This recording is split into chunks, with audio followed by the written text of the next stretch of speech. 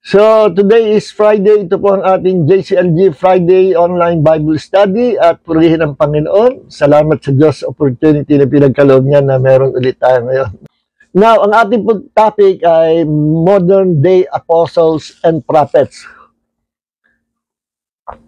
Who they are or what is the ministry of an apostle and what is the ministry of the prophet. No?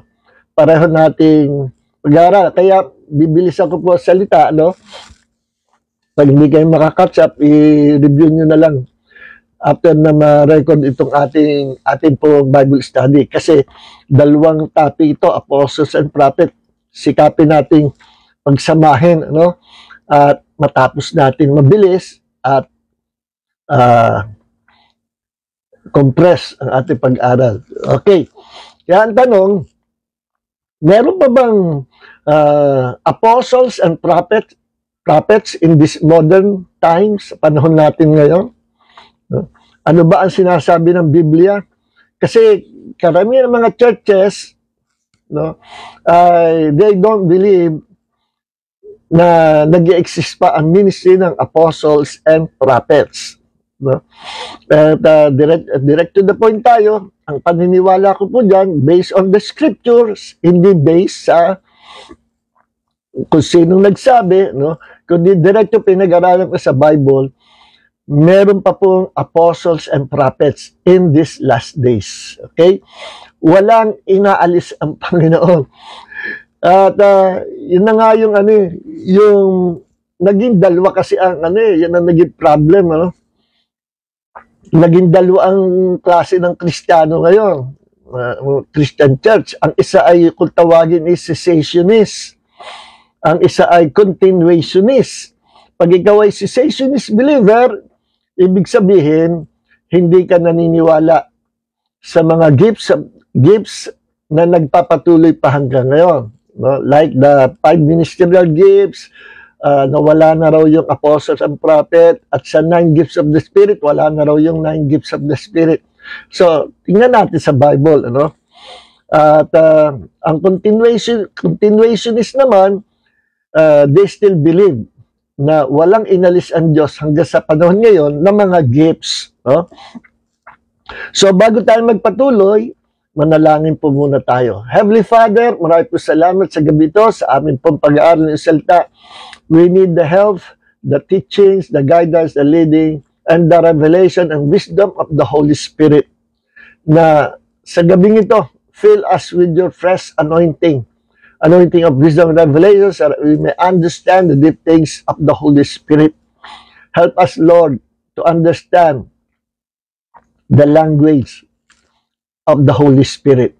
Sa gabi ito, pag-aral namin ang malalim na bagay nito, Panginoon, na isa sa mga makontrobersyal na paksa.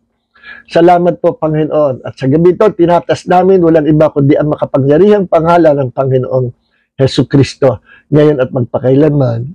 Amen. Okay. Now, meron pa bang apostles and prophets ngayon? Ano ang sinasabi ng Biblia? No? Tingnan natin Romans chapter 11 verse 29. For the gifts and the calling of God are irrevocable.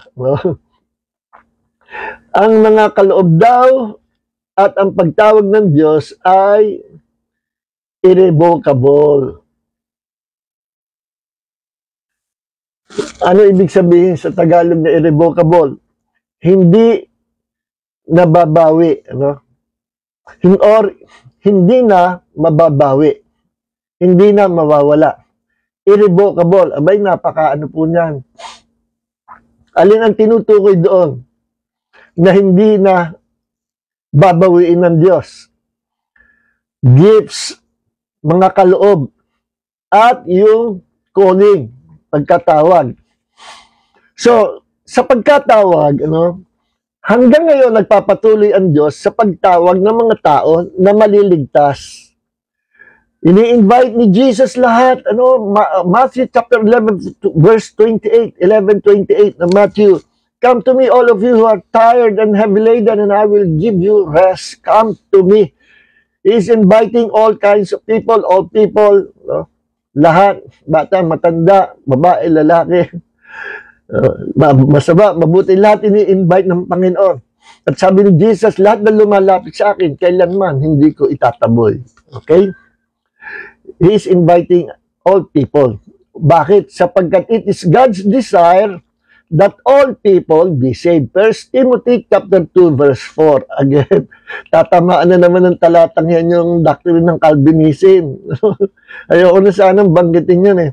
Kasi ang doctrine ng Calvinism, they don't believe that it is God's desire that all people be saved. At ang gusto rin ng Diyos, kung sino lang pinili niya. Even before the foundation of the world, namili na ang Diyos ng kanyang ililigtas. Hindi po namimili ang Diyos ng ililigtas. Namimili ang Diyos ng totokahan niya kung anong ministry ang pinili niya na bagay sa iyo.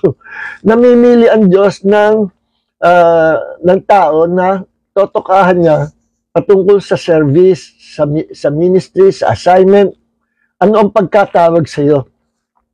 So matapos ng Diyos ay tawagin ka sa ikaliligtas, He's inviting all people to be saved. Merong ikalawang calling. Ang ikalawang calling yung trabaho mo, yung ministry gift. Kung ano ang bagay sa iyo, doon ka ina-anoint ng Panginoon. For example, ikaw ay pinili ng Diyos. Dito namimili ang Diyos sa ministry, sa service na gagawin mo, sa service o sa assignment na ibibigay sa ng Panginoon. Bahala ang Diyos. Hindi mo pwede sabihin, Lord, gusto ko basta maging prophet ako. Hindi pwede. Ang Diyos ang nagbibigay ayon sa kanyang kalooban. Kaya siya ang namimili sa tao kung sino yung tatawagin niya to become apostles, to become prophets, to become evangelist, pastor, or teacher. O kaya wala ka doon, hindi naman lahat nag-operate sa fivefold ministry gifts. Malay mo, ikaw pala ay prayer warrior at yun ang pinagkatiwala sa Panginoon. You're an anointed prayer warrior. O kaya ikaw ay anointed na taga-backup. No? Taga-backup sa mga ginagamit ng Panginoon. Taga-assist. Wag nating maliitin yung mga maliit na ministry at i-compare sa malaking ministry. No, bakit? Kasi ang Panginoon hindi tumitingin na nagbibigay ng reward ayos sa laki ng ministry o sa liit. Ang basihan ng reward ng Panginoon ay kung ikaw ay naging tapat sa assignment na binigay sa inyo ng Diyos, doon sa service, doon sa ministry na yung gagampanan kung naging tapat ka. Pangalawa, baka gawa ka ng gawa, trabaho ka ng trabaho, hindi naman pala yan ang ministry mo, wala kang reward dyan. Ang binibigay ng Diyos sa reward, yung kung saan ka tinawag, doon ka nagtatrabaho, yun ang pinufulfill mo na misyon. Yung assignment, ma-fulfill mo. Baka naman gaya ka ng gaya sa iba, hindi naman yun ang calling mo. Wala kang reward doon, you will lose your reward. Kung saan ka tinawag, stay to that calling. Stay to your calling. Why? Sapagkat doon ka i-anoint ng Panginoon, doon ka magiging matagumpay at makapangyarihan. Sa ilalim ng anointing na yun, you can do all things. Patungkol doon sa ministry na pinagkatiwala sa Panginoon, ang Diyos ang namimili. Sa calling, sa service.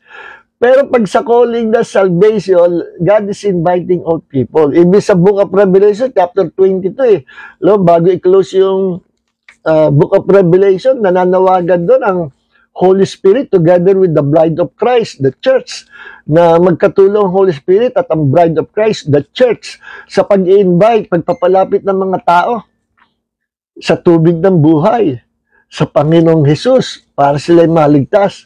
See? Ito yung panahon invitation. Okay. Kaya ang gusto ng Diyos, maligtas lahat. Kaya merong calling No? Yung calling natin sa ministry o sa assignment o sa service, hindi pa tayo may papanganak, may napili na ang Diyos. Nakita ka na ng Diyos at nakaready na yung ministry mo, yung assignment sa iyo. Hindi ka pa may papanganak. Tinawag ka na ng Diyos. Yun na ang calling mo. Then, pag tinawag ka ng Diyos, calling mo, para ikay maligtas, lumapit ka sa Panginoon. Ang maliligtas lang, yung mga lumapit at sumampalataya at tumanggap sa Panginoong Hesus. Although ang kamatayan ni Jesus is for the whole world, binayaran niya kasi ang buong mundo. No? Pero ang kapatawaran ng Diyos ay para lamang doon sa mga lumalapit, kinikilala, at tinatanggap ang tanging tagapagligtas, ang Panginoong Jesus. Okay? Yun lang ang maliligtas. Kahit ang ginawa ni Jesus ay universal, pambuong mundo. Eh kung ayaw mo lumapit sa Panginoon, hindi ka pipilitin ang Panginoon at hindi ka maliligtas. So, salvation is conditional. Isinugo ng Diyos ang tagapagligtas, nagbigay ang Ama ng regalo. No? Pag tinanggihan mo yung regalo, walang magagawa ng Diyos. Hindi ka pipilitin ng Diyos. No? Laging ang Diyos ay napaka-gentleman ang Diyos. I-o-offer siya, hindi ka pipilitin. Magi sa pagkatok sa pintuan ng puso ng tao. Sabi ni Jesus, di ba? Sa Revelation chapter 3 verse 20, ako'y kumakatok sa pintuan. Sino man magbukas, ako'y papasok. At hahapong kasama niya. Hindi siya gate crusher o basta na lang sisipain ng pintuan ng buhay mo at papasok siya kahit ayaw mo. No? Napaka-gentle ng Panginoon, kakatok siya. Kung pagbubuksan mo siya sa buhay mo, welcome the Savior and you will be saved. Okay, kaya sabi dito sa Romans 11:29, the gifts and the calling of God are irrevocable, hindi nagbabago, hindi nawawala. So kung ang calling ng Diyos ay mananatili yan hanggang sa pinakakahuli-hulihang katapusan ng lahi ng tao, hanggat ang mundo ay mundo, tuloy po yung calling na yan. Even after the rapture of the church, may mga maliligtas pa rin.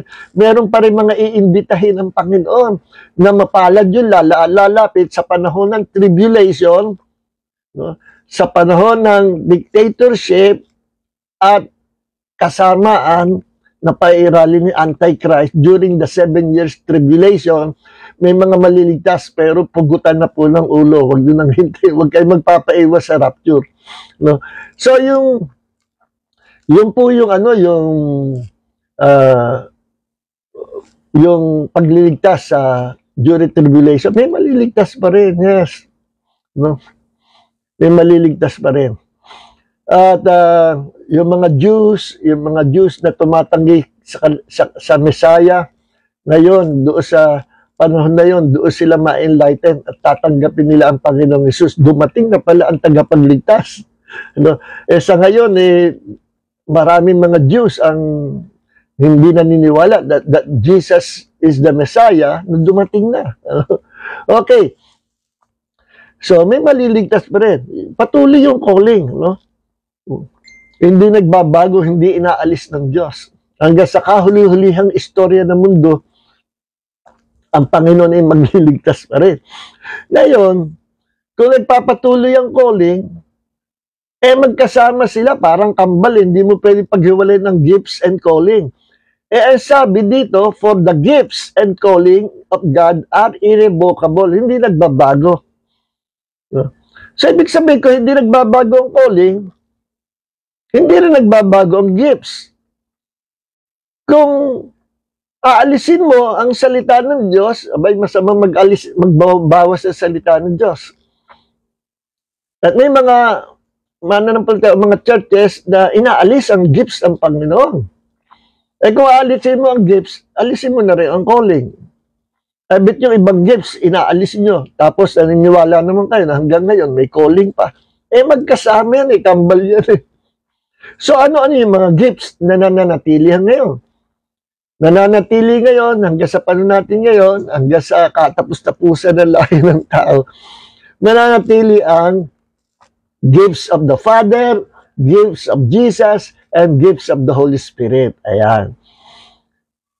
We are serving one God, and in that one Godhead, there are 3 divine personalities or persons. God the Father, God Jesus the Son, and God the Holy Spirit. These 3 divine persons, sila bumubuo ng iisang Diyos ng Christianity. Ang tunay na Diyos ng Christianity ay Trinity, hindi po oneness. No? Even doon sa Deuteronomy chapter 6, verse 4, na yan ay kinukot ng mga ng mga Jew hanggang sa ngayon. Tingnan natin, Deuteronomy chapter 6, verse 4. Okay, ginagayahan ako mag-expound nito. Mukhang may party yata ito. Bahala na, ano po. So, kasi masarap mag-expound ng salita ng Diyos, yung detailed mo para maintindihan nyo. Kaya kong ibigay ito within 10 minutes para itong dalawang topic nito. Kaya lang, yung details, mamimiss nyo. Yung pinakasustansya. Okay. Alright. Deuteronomy chapter 6, verse 4. Hear, Israel, the Lord is our God. The Lord is one. Okay. Makinig kayo, O Israel, ang Panginoon. Itong Lord dito ay Yahweh sa Hebrew Bible. Yahweh. Yahweh is our Elohim. No? Ang Panginoon, si Yahweh, is our Elohim. Ang Elohim po dito, ang ginamit po dito ay sa God ay ang word na Elohim. Jehovah, Elohim, or Yahweh. Yung pong Jehovah, Yahweh, isa yun.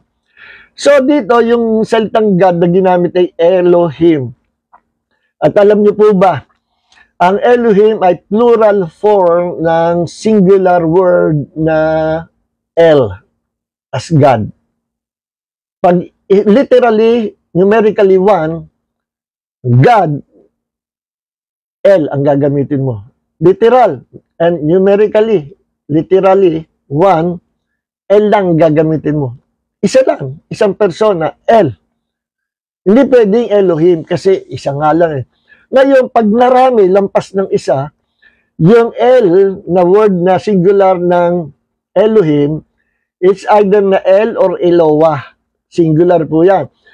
Pag gusto mong lampas ng isa, lalagyan mo ng im sa huli. Elohim or Elohim. Elohim. Kaya ang basay Elohim.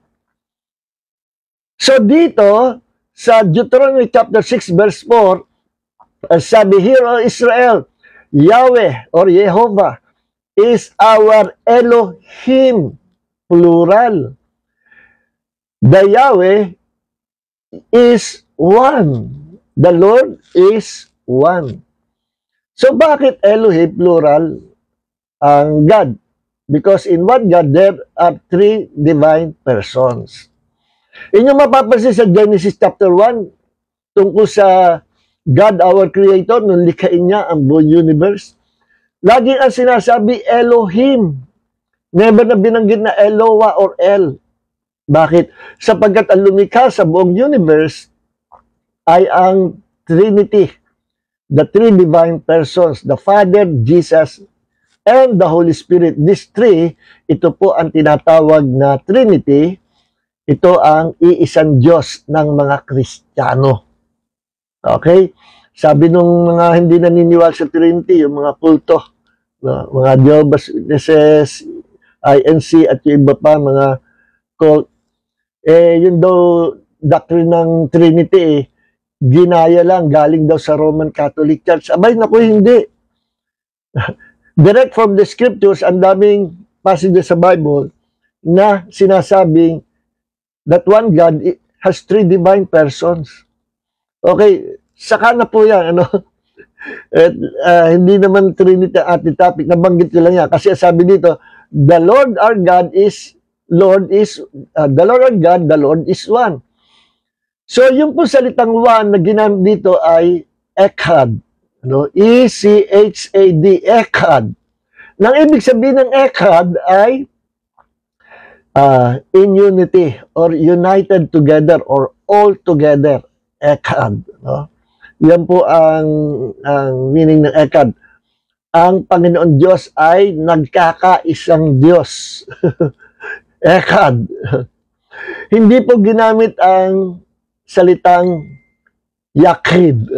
Y-A-C-H-I-D, meaning literally, numerically, one. Bakit? Sapagkat hindi literal na isa ang Diyos. God has three divine persons. And that three divine persons, sila ang bumubuo sa iisang Diyos. Kaya we are serving not three gods, but one God with three divine persons na bumuo ng one God. Okay? So, Hear, O Israel, pakinggan nyo, Israel, ang Panginoon, ang ating Diyos, ay Panginoon na nagkakaisa. Okay. So, ngayon binanggit ko yan kasi babanggitin natin about the gifts. So, we have the Father, we have the Son, we have Jesus. Yung tatlo, pare-parehong merong kaloob. Pare-parehong merong gift sila. The gift of the Father God, is salvation. His gift is the Lord Jesus Christ, the Savior. Yan ang regalo ng Ama sa buong mundo, ang tagapagligtas. Okay? John 3:16, For God so loved the world that He gave His only begotten Son, Jesus Christ. Whoever believes in Him shall not perish but have everlasting life. So, ang regalo ng Ama ay kaligtasan. Ang regalo ng Ama ay Savior, si Jesus. Now, ano naman ang regalo ni Jesus? The Son. Ano ang regalo niya? Ang regalo ni Jesus sa church at sa buong mundo ay ang fivefold ministry gifts na binabanggit yan sa Ephesians, tama nga, may part 2 nga ito, chapter 4, verse 10 hanggang 14, no? Ito po yung sinasabi. Nung si Jesus umakyat sa langit, no, nagbigay siya ng regalo sa body of Christ, sa church, at sa buong mundo. No? He who descended, Ephesians chapter 4, verse 10, He who descended is himself also he who ascended far above all the heavens, so that he might fill all things. And he gave some as apostles, and some as prophets, some as evangelists, some as pastors, and teachers. Yan po ang regalo ni Jesus sa buong mundo at sa church. Okay, bakit sa church at sa buong mundo?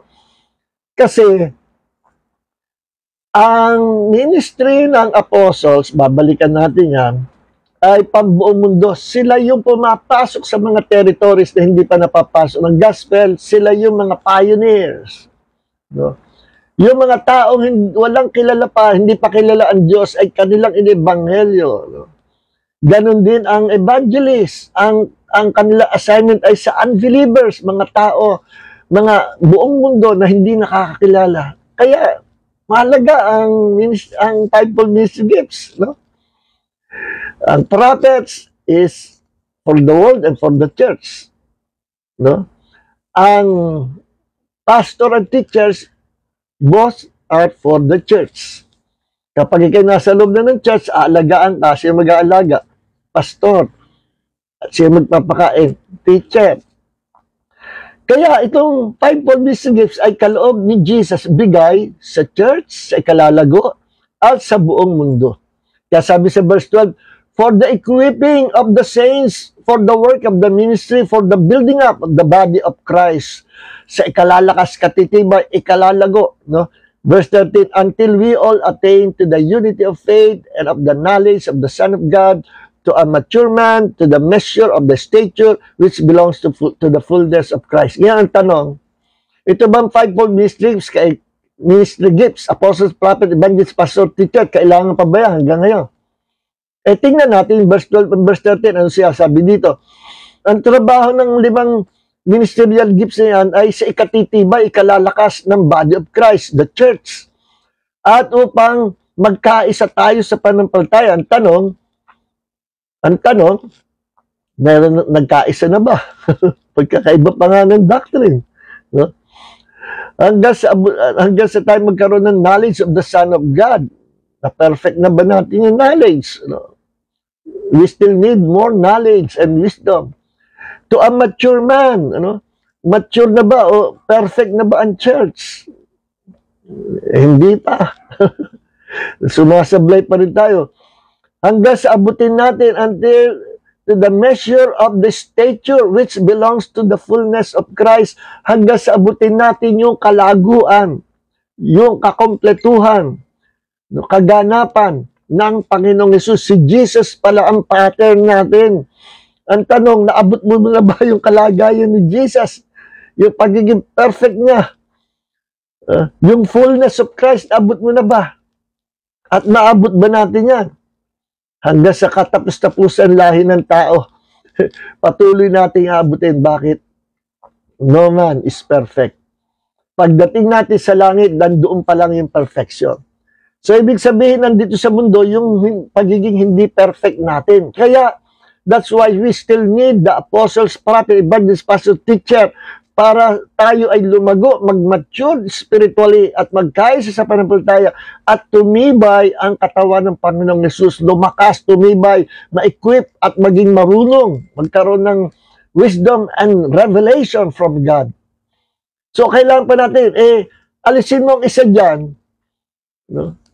Alisin mo ang isa, magpapaloko ka kay Satanas. Bakit? Ang gusto-gusto ni Satanas, alisin lahat yan. No? Pero hindi niya basta maalis. Ang naalis pa lang niya, itong mga nakahuling panahon, pero ngayon, nagkaroon na ng revival of these fivefold ministry gifts. Itong mga nakaraang panahon, from Reformation, hanggang sa lately, itong nakaraang panahon, tinanggal nila yung apostles and prophets. Hindi na raw kailangan. No? Saan sa Biblia sinabi na tinatanggal ng Panginoon ang apostles and prophets? No? Ang katwiran nila ganito teka muna, balikan natin yan. Ano po? So, those are the gifts of the Lord Jesus Christ, the fivefold ministry gifts. No? Ang gift ng Father ay salvation, si Jesus. Ang gift ni Jesus ay yung ikalalago ng church. Apostle, prophet, evangelist, pastor, teacher. Ano naman ang gifts ng Holy Spirit? Ang gifts ng Holy Spirit ay matatagpuan sa 1 Corinthians chapter 12 verse 8 hanggang 11. Hindi na natin bubuksan. Babanggitin ko na rin sa iyo. Ang kaloob ng Holy Spirit ay ang 9 gifts of the Spirit. Na lahat ng yan ay for the body of Christ, for the church. Hindi yan para sa sanlibutan. Yan ay para sa church. See? Ang 9 gifts of the Spirit ay siyam. Dinivide sa tatlo yan, tatlong groups. Ano yung first group? No? Gift of utterance. Ano yung sakop ng gifts of utterance? Gift of prophecy.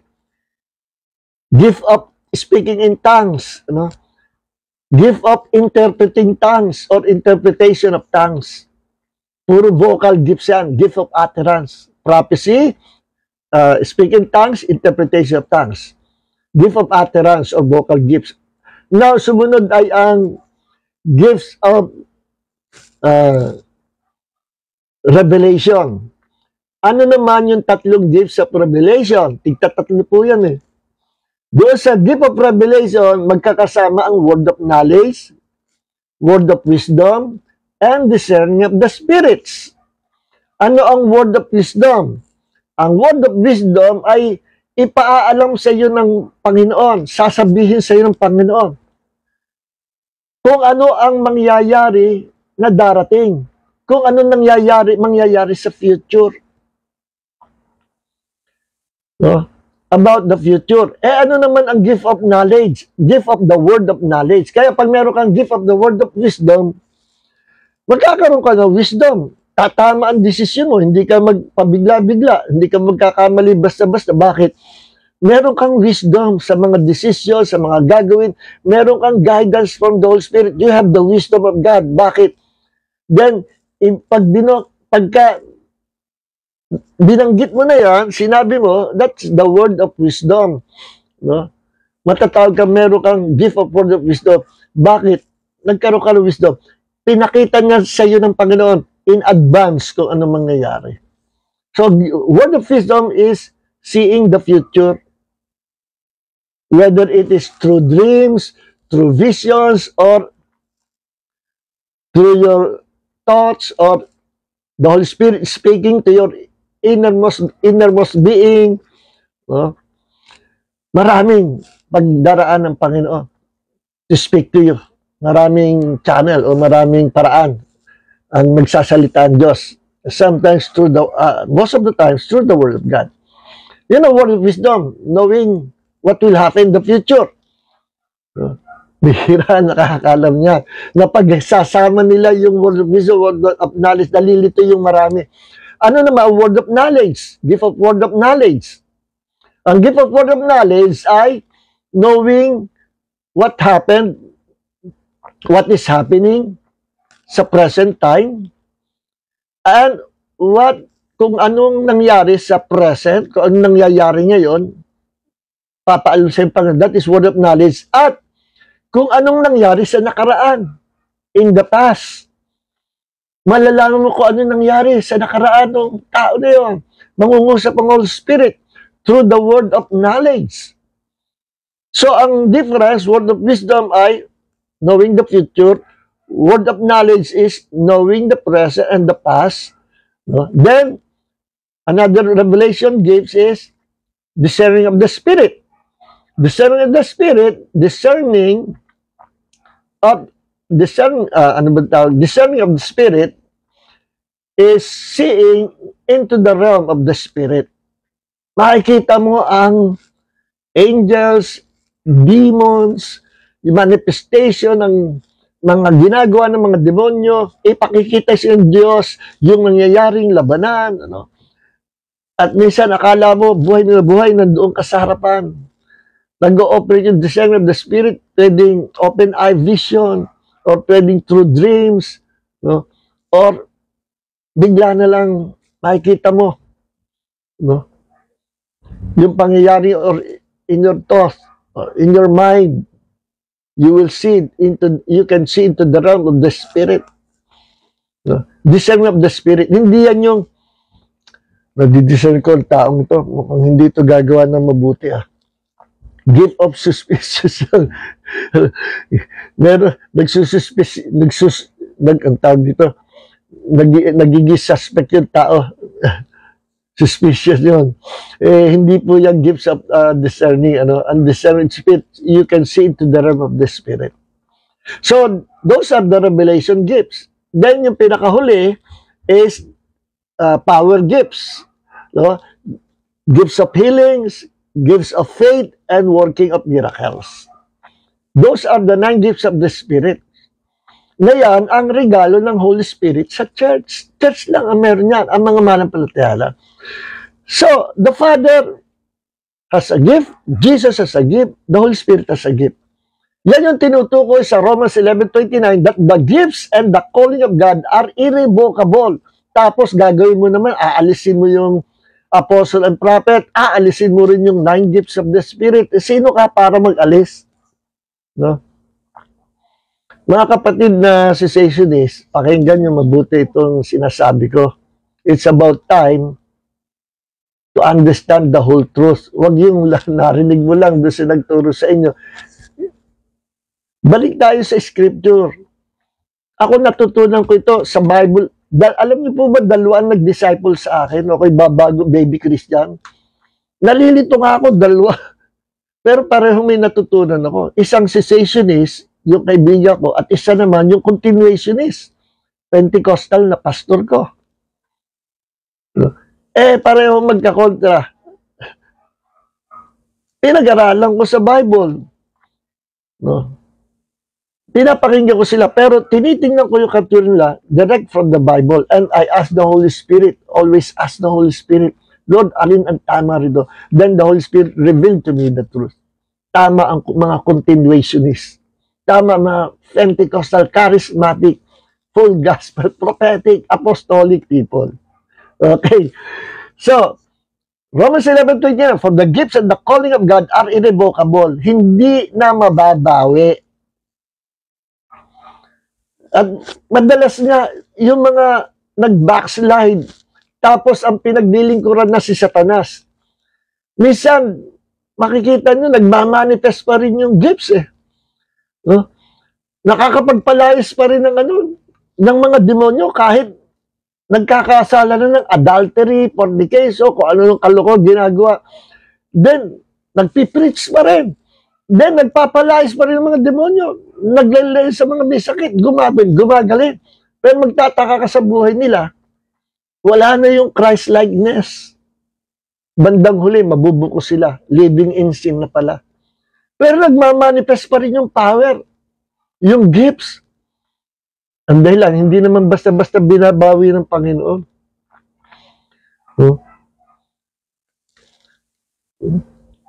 Kaya sabi ni Jesus sabay yun, Matthew chapter 7 verse 21, marami sa panahon na yun, marami magsisitawag sa akin, Panginoon, Panginoon, hindi ba't kami nagpalayas sa mga demonyo? Nagpagaling kami ng mga may sakit? Gumawa kami ng himala sa iyong pangalan? Kung magkagayon, sasabihin ko sa kanila, magsilayas kayo mapaggawa ng katampalasanan. Kailanman hindi ko kayo nakilala. I never knew you. Dininay na sila ni Jesus. Bakit? Because they are now living in sin, but still practicing exercising the gifts of the Spirit. But they are now living in sin. See? Kaya pagdating ng kaligtasan, nasa impyerno sila. At dadaing sila, Lord, bakit nagkagano? No? Nagpagaling kami ng mga misahan, nagpalayas, ang dami namin pinilayas sa demonyo, sa pangalan mo. Tinutugon mo kami. Pero bakit napunta kami sa impyerno? Kasi nabubuhay ka sa laman at hindi mo pinamuhay ang buhay ni Kristo. Nandun nga sa Matthew chapter 7 verse 21. Okay. Alright. Now, ito yung argument ng mga cessationists na hindi naniniwala sa ministry of the apostles and prophets. Ako po naniniwala ko with all my heart. Kaya nga nagkanda hindi balanse ang church at mga doctrines Kasi nga, this past few years, tinanggal nila ang doon pala sa panahon ng Reformation, tinanggal na nila ang apostles and prophets. At doon pala sa Reformation, yung ibang forefather ng Reformation ay nagsabi na tapos na ang mga gifts of the Spirit. At isa na nagsabi dyan, at sabi nung iba, yun daw ang nag-umimbento ng doctrine na yun yung cessationism, yung wala ng gifts, wala ng power of the Holy Spirit, wala ng manifestation ng mga gifts and power and presence of the Holy Spirit, wala na raw. Sabi nung iba, ay sa pagsisiyasat ko, pag-research ko, may mga nabasa ko, si John Calvin, isa yun sa ama ng Reformation after Luther. Next was John Calvin. Kaya merong Calvinism. Kaya yung doctrine ng Calvinism, marami akong kinu-question dyan sa doctrine ng Calvinism. Okay, so much for that. So ngayon, tingnan natin ang Ephesians chapter 2 verse 20. At dito po tayo magtatapos. I'm sorry to tell you, meron pong part 2 ito. Sa part 2, atin pong titingnan ang katangian ng isang apostles at ng isang prophets, who they are, what they are. Titingnan natin sa Biblia. Kasi napakaraming nagpapatawag.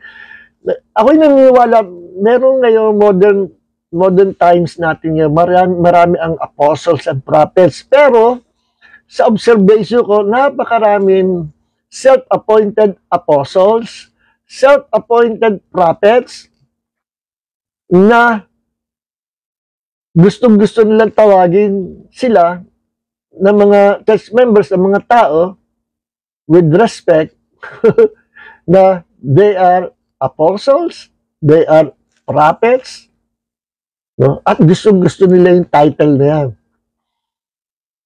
Pero, tinitingnan ko mga ministry nila, hindi sila apostles, hindi sila prophets. At marami naman ako nakita ngayon, sa iba-ibang bansa, marami ako nakita, pinapakinggan ko sa YouTube, at kung sa mga teacher, pinag-aaral ko, pinapakinggan ko sila. Marami ako nakita na hindi sila nagpapatawag na apostles, hindi nagpapatawag na prophets. but they are functioning under the anointing of a prophet. They are functioning under the anointing of an apostle. Pero hindi sila nagpapatawag. Hey, don't call me pastor. Okay, bishop. Don't call me bishop. I'm an apostle. Sugo ako ni Jesus. Naku, karamihan, yung gustong-gustong patawag na apostles and prophets, self-appointed apostles and self-appointed prophets.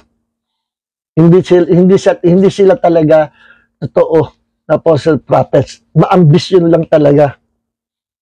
Self-centered nga lang talaga yung pananampalataya. Kaya ang paniwala na sa sarili nila, sila ay apostle and prophet. O kaya may tumawag sa kanila, apostle, ay pinanindigan na nila, oh yes, I'm an apostle. Kaya papagawa ang calling card, Apostle June Cortez. Sarap pakinggan, pero masama nun, pag hindi kita yung apostle, matatawag kang false apostle. Pag-aralan natin yan next week, ano po? Kung anong apostles and prophets talaga. Ngayon, ang daming self-appointed prophets, kung ano nung pinagpa-prophesy, lilindol, sa mga calamity, after hanggang November, at susunod yan, tsunamis naman. Ang bansang ito ay makasalanan. Hinuhusgahan kayo ng Diyos sa pamagitan ng lindol. Yan kaya ang prophetic word na galing sa Holy Spirit, I tell you mga kapatid, kapag ganyan ang prophecy, that's not from the Lord. Okay? Next week, sasabihin ko kung bakit hindi yan sa Panginoon.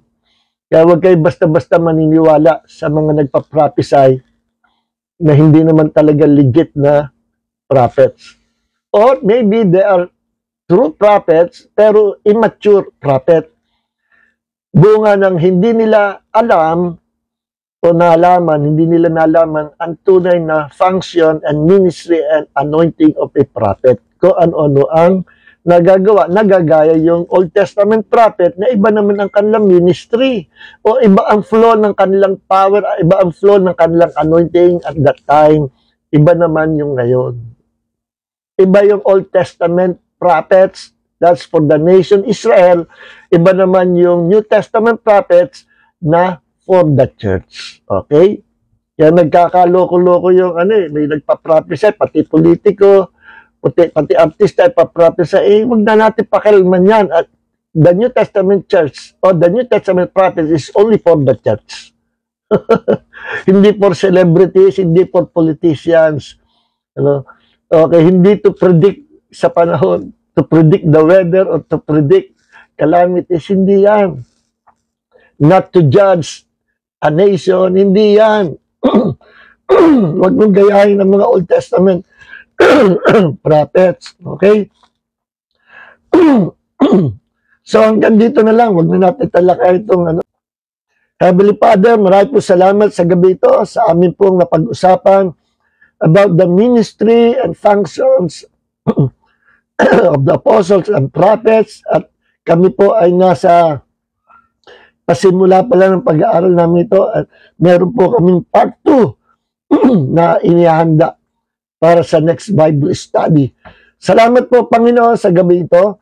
Pagpalain mo ang bawat isa na kasama namin sa Bible study, and Lord, maraming maabot pa ng mga katotohanan ito na makapakinig kung ano sinasabi ng Biblia about the last days or about the modern day apostles and prophets. Maraming po salamat, Panginoon. In the name of Jesus, be blessed. May the grace of Jesus and the love of the Father and the fellowship of the Holy Spirit be with you all. In Jesus' name, amen. Mga kapatid, don't forget to like this video and to share this video or magbigay kayo ng comments. Why? Kasi ang ine-expand ng Facebook ang nare-reach ng mga tao nitong ating video. The more na maraming nag-likes or nag-comments or nag-share, ganun din ini-stretch, ini-expand ng Facebook yung naabot, nare-reach ng ating video. So, hindi kagaya nga, nasa more than 3,000 friends yata ako. Hindi lahat nakakapanood nito. Yes, akala ko nga noon, lahat eh. No? Yung pala, kung sino yung lagi mong kachat, kung sino yung lagi mong kausap, yun yung una-unang nakakapanood ng video mo. Pero yung hindi mo naman siya kilala, o yung hindi, bihira, o basta na nagpa-add, mahirap sila abutin unless na maraming nag-likes, nag-share, nag-comments. So, alam niyo na po, ano? Para marami tayong ma-reach out. God bless everyone. Pagpalain po tayo ng Panginoon. At ang pagpapalan ng Diyos sa inyong lahat. God bless you all.